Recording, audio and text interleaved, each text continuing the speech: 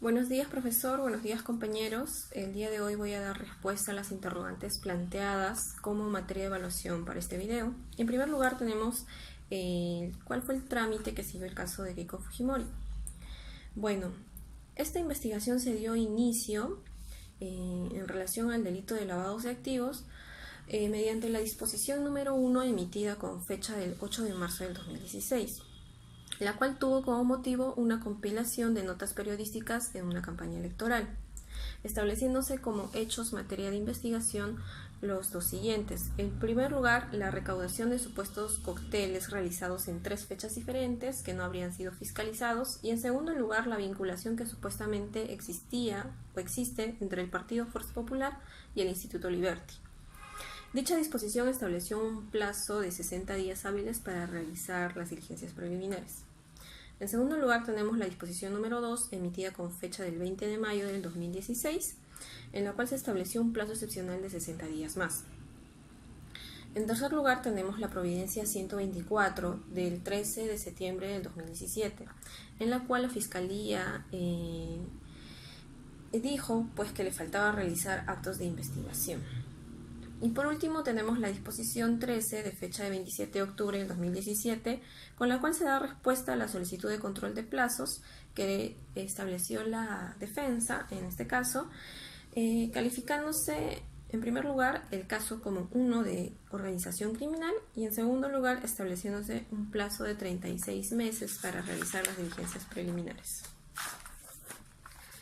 La segunda pregunta vendría a ser ¿cuál fue la posición de la defensa en este caso y cuáles fueron los argumentos que utilizó?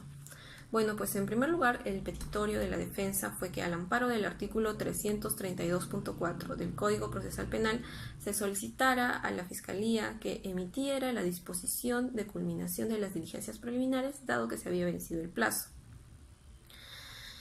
Los argumentos que utilizó la defensa en primer lugar fue que se había aplicado erróneamente el artículo 342 del Código Procesal Penal, que trata sobre la etapa de investigación preparatoria, a la determinación del plazo de la etapa de diligencias preliminares, haciéndose pues una interpretación extensiva de la norma, que estaría prohibida en la Constitución, como también en el artículo 7.3 del título preliminar del Código Procesal Penal, el cual prohíbe la interpretación extensiva o análoga y malampartem procesal. En segundo lugar, la defensa dijo que el artículo 332.4,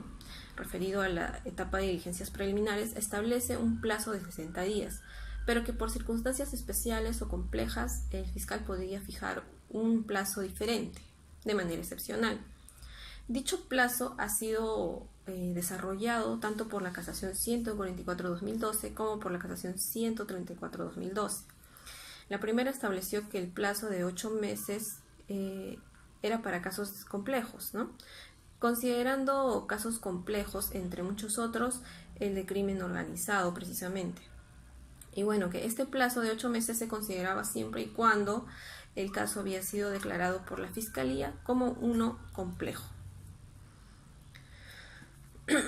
En tercer lugar, tenemos que la defensa planteó que las diligencias preliminares tenían un fin, que era el de realizar actos urgentes e inaplazables, y establecer un plazo de 36 meses para estos iba en contra de su naturaleza, puesto que este se vinculaba con la inmediatez, ¿no? Por eso consideró también que este plazo no debía ser considerado como tal. Y por último también estableció que la Casación 309-2015 Lima había aplicado el criterio de las casaciones anteriormente mencionadas, dándoles un mayor valor. Como también la Casación 132-2012 dio vital importancia al principio de preclusión, diciendo que toda resolución que se emitía fuera de la vigencia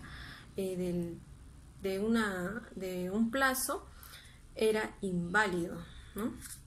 Y puesto que en este caso la Fiscalía había emitido sendas disposiciones después del vencimiento de los plazos establecidos, estas no deberían ser consideradas como tales, ¿no? para sus efectos. En tercer lugar se encuentra de cuál fue la posición que asumió la Fiscalía en este caso y qué argumentos utilizó. Bueno, pues obviamente la Fiscalía en este caso se opuso al pedido de emitir la disposición de conclusión de investigación preliminar, estableciendo en primer lugar que el marco procesal en el que se encontraban era de uno de crimen organizado, y no solo porque la Fiscalía lo dijera, sino también porque el Poder Judicial dentro de este caso se había pronunciado en 2 oportunidades indicando que se encontraban dentro de un proceso de crimen organizado. En primer lugar, mencionó la resolución 6 con fecha del 23 de octubre del 2017 que fue emitida por la Sala Penal de Apelaciones. En este caso, en esta oportunidad, el Poder Judicial estableció que se encontraban en un proceso de criminalidad organizada. El segundo hecho que mencionó la Fiscalía fue el de la resolución 8 de fecha de 3 de noviembre de 2017, en el cual el juez de primera instancia, el segundo juzgado de investigación preparatoria, determinó que los ilícitos penales habrían sido cometidos en organización criminal, ¿no? Siendo estas 2 oportunidades en las que el Poder Judicial se había abocado a un proceso de crimen organizado y que la Fiscalía se había acogido a estos, ¿no? En segundo lugar, dado que la Fiscalía ya se había ubicado dentro de un proceso de crimen organizado, le tocaba establecer cuál era el plazo para realizar las diligencias preliminares en estos procesos. Y ante ello se abocó a 2 antecedentes observables respecto de situaciones o actuaciones similares. En primer lugar, mencionó el caso de Gerald Oropeza, en el cual mediante resolución 10 con fecha del 9 de agosto del 2017, la primera Sala Penal de Apelaciones Nacional estableció que el Ministerio Público aclaró que en el plazo máximo para las diligencias preliminares, en ese caso, en el que se investigaba una organización criminal, era de 36 meses y que debía ser computado desde la fecha de emisión de la disposición fiscal número 1. En segundo lugar, mencionó como antecedente a la resolución 2 de fecha de 6 de mayo del 2016 del expediente 128-2015, en el que el tercer juzgado de investigación preparatoria, al declarar infundado el control de plazos, señaló que el plazo máximo de diligencias preliminares no debía ser superior al de investigación preparatoria, y dado que en dicha oportunidad no se encontraba vigente la ley 30.077, ley contra el crimen organizado, el plazo máximo de investigación preliminar en estos casos de organización criminal no es de 8 meses, sino de 36 meses. Y bueno, esta decisión que obtuvo decisión de firmeza fue recogida también en la resolución que mencionaba anteriormente, la resolución 10, ¿no? Por último, la Fiscalía estableció como argumento que la casación 613-2015 Puno, con fecha de 3 de julio del 2017, en su considerando 10 estableció que el fiscal, como director de la investigación, debía dar por concluida la etapa de diligencias preliminares cuando éste considere que se había cumplido su objetivo, y no que podía ser concluida por el juez con el solo vencimiento del plazo cuando aún se encontraran, pendientes la recabación de resultados. La cuarta pregunta es en relación a cuál habría sido mi decisión si yo hubiera sido juez en este caso. Y en primer lugar tengo que decir que evidentemente lo que se trató fue de no dejar sin investigación el caso de Keiko Fujimori, dado que pues en los primeros meses de esta no se había actuado con la diligencia necesaria, ¿no? Y bueno, es muy, recurrente que las decisiones que emite el órgano judicial y el órgano legislativo se basen, a hechos mediáticos, a hechos populares y por una presión social, ¿no? Este caso pues no fue la excepción, por ello lo que se evitó fue de no dejar sin investigación este caso. Bueno, si yo habría sido juez, en primer lugar, habría fallado a favor de la defensa, dado que, como ya mencioné, era evidente que la Fiscalía no fue diligente en este caso, y no supo darle la atención debida, ¿no? Y bueno, también porque a pesar de que la Fiscalía se acogió, digamos, a pronunciamientos del órgano judicial en relación de que se encontraban dentro de un caso de crimen organizado, la Fiscalía en ningún momento emitió alguna disposición que, digamos, declarara el caso como complejo, ¿no? Y mucho menos lo hizo oportunamente, olvidándose pues que a pesar de que el juez, en este caso, emite algunos pronunciamientos, quien es el director de esta etapa es la Fiscalía y por ende es quien debe emitir, digamos, este tipo de calificación jurídica al delito y hacerlo de manera expresa para que pues no quede duda de ello y se pueda a partir de determinar un plazo diferente si ese era el objetivo, ¿no? Es por ello que yo habría fallado a favor de la defensa, en tanto también de que no es posible, digamos, que se realice una interpretación que vaya en contra del investigado o del imputado, pues esto vulnera, digamos, el principio de presunción de inocencia y que la duda favorece al reo, ¿no? En este caso hemos visto que la interpretación que se ha dado a la norma no ha sido, digamos, una correcta en virtud de estos principios que mencionaba. Bueno, la quinta pregunta es en relación ya de otro video y trata pues acerca de cuál vendría a ser la definición de la tutela de derechos, qué derechos, digamos, protege y cuáles son los requisitos para acudir a esta. Bueno, pues en primer lugar debemos decir que la tutela de derechos es un mecanismo eficaz dedicado al restablecimiento de los derechos que el investigado o el imputado, según sea el caso, pueda sentir que han sido vulnerados dentro de una etapa de investigación fiscal. Y bueno, pues se acude a este mecanismo con el fin de que el juez de investigación preparatoria aplique alguna medida con la intención de subsanar alguna omisión o corrija algún acto, digamos, lesivo que se estaría realizando, ¿no? Y bueno,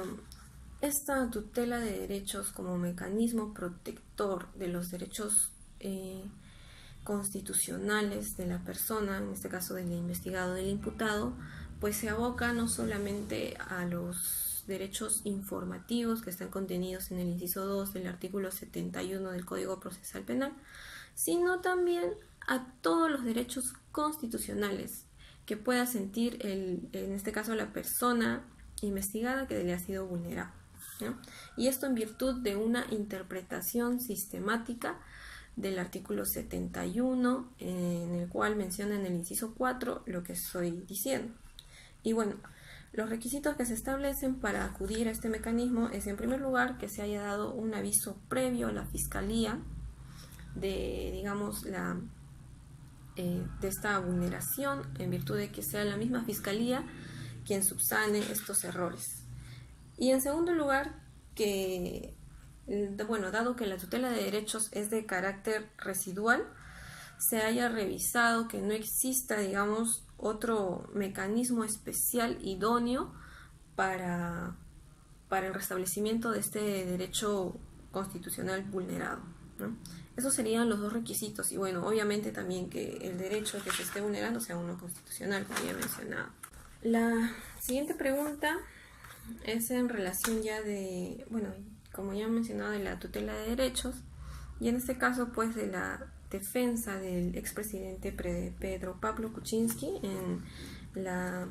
tutela de derechos planteada, ¿no? En primer lugar, el derecho que la defensa plantea que se estaba vulnerando es el del derecho a un juez predeterminado por la ley, ¿no? Y bueno, en primer lugar, la defensa plantea que su solicitud había sido rechazada liminarmente por una supuesta manifiesta improcedencia, ¿no? Aduciendo que los únicos derechos que protege este mecanismo de tutela de derechos son los contenidos dentro del inciso 2 del artículo 71, que hace referencia a los derechos informativos del detenido. Sin embargo, la defensa plantea que en este caso no se había considerado el inciso 4 de este mismo artículo, que dice que se puede recurrir a esta vía también cuando los derechos no son respetados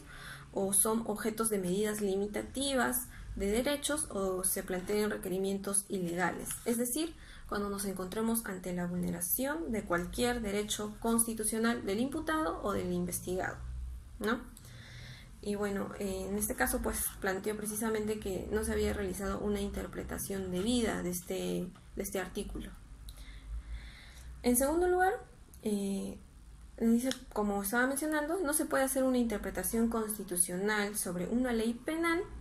para reducir su texto si nos encontramos ante un supuesto de protección de derechos fundamentales, como es el caso de la tutela de derechos, ¿no?